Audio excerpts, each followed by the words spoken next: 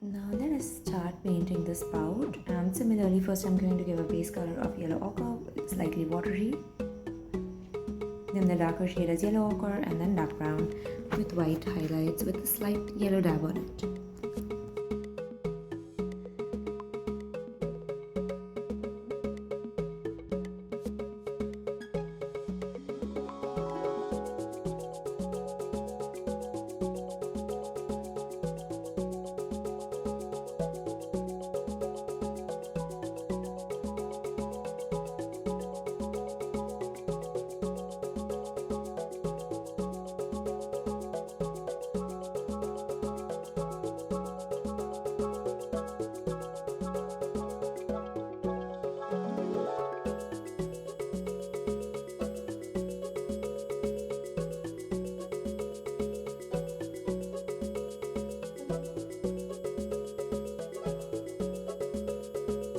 In between here, I'm going to add a line of dark brown plus black, as the reference shows a slightly darker color.